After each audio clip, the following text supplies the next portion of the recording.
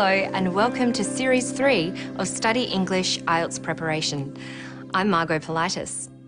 In this series, we'll look at some of the criteria for the assessment of the IELTS test and some of the skills you'll need to practice for the test. The IELTS test has 4 modules: writing, speaking, reading, listening. There are 2 different tests: the academic test for tertiary students and professionals, and the general training test, which is for immigrants and people going on to vocational training. Both tests have the same speaking and listening modules, but different reading and writing modules. Knowing what the examiner is looking for can help improve your results because you will know what to focus on when practicing. Here are the features the examiner looks at in your writing and speaking. These are the things that are marked: task response, coherence and cohesion, grammatical accuracy and range, vocabulary, fluency, pronunciation. What do these criteria mean? Task response means how well you've understood and responded to the question or task. For example, in the essay, you must make sure you have answered all parts of the question and followed the instructions. The next thing the examiner looks for is coherence and cohesion. This is how you organise your answer. For example, in the essay, coherence means that the essay works in its overall structure, making sense in the way it is organised. Cohesion means that the essay flows well from one part to the next. Another feature being assessed is grammatical range and accuracy.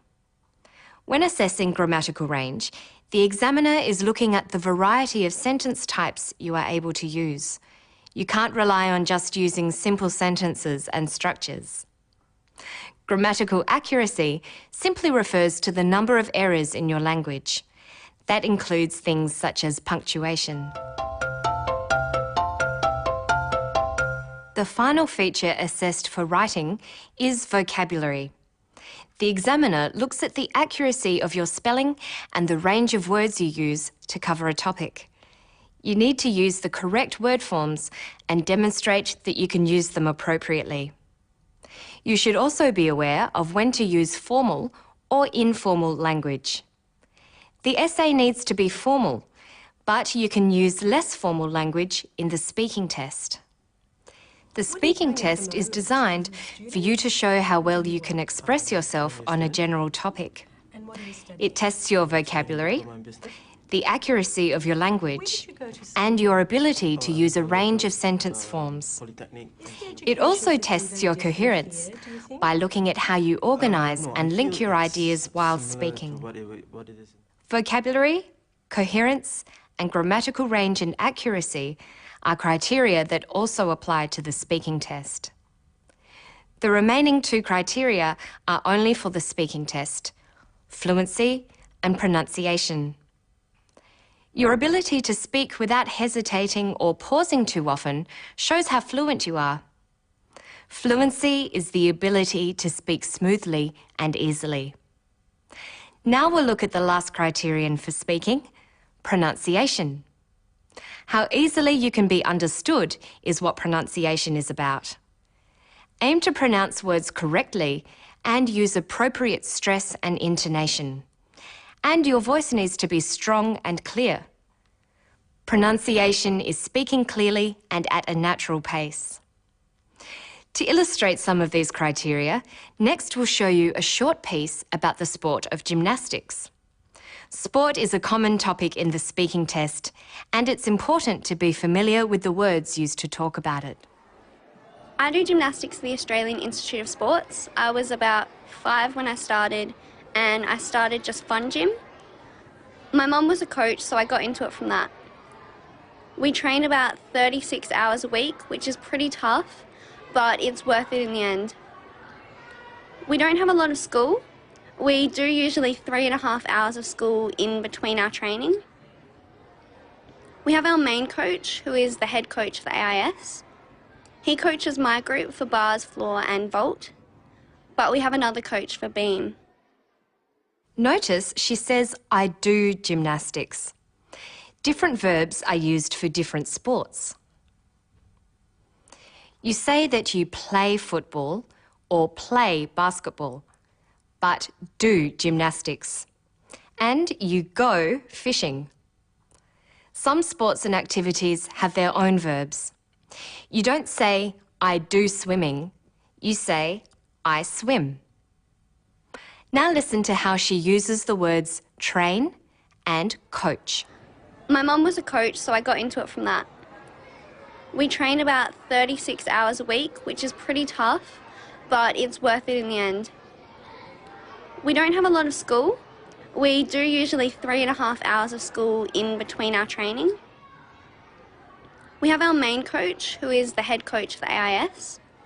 He coaches my group for bars, floor and vault, but we have another coach for beam.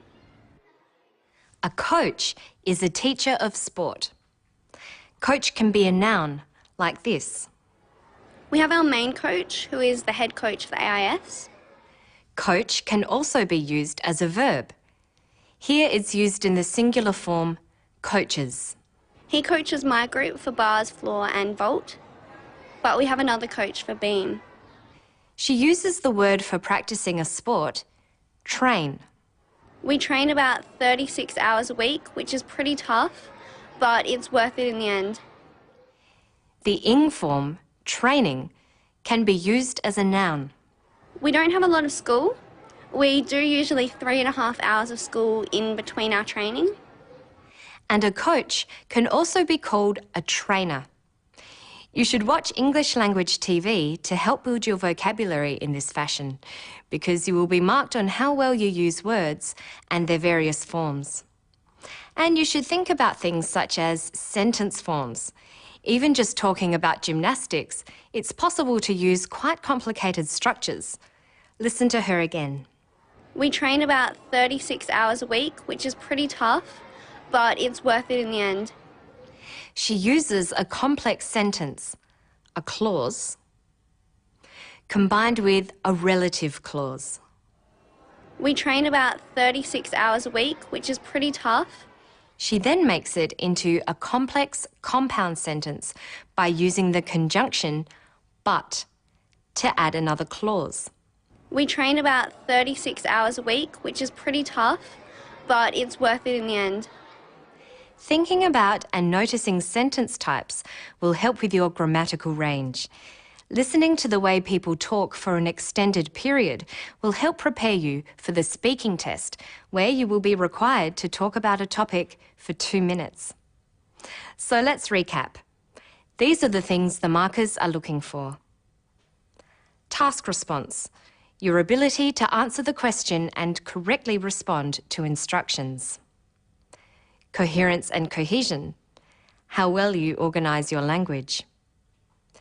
Grammatical range and accuracy, the range of grammatical structures you use and how accurately you use them. Vocabulary, how well you use words and their forms. And for the speaking test, there is fluency, your ability to speak without hesitating. And finally, pronunciation, how easily you can be understood. In the coming episodes, we will look at these criteria in more detail and explore ways of meeting them. Remember that Ielts is testing your language skills, so take every opportunity to practice your listening, reading, writing, and speaking to improve your accuracy, extend your vocabulary, and develop your fluency. You will be building your confidence as well. That's all for now. To find more information about assessment and band scores, visit our Study English website. Good luck with your studies.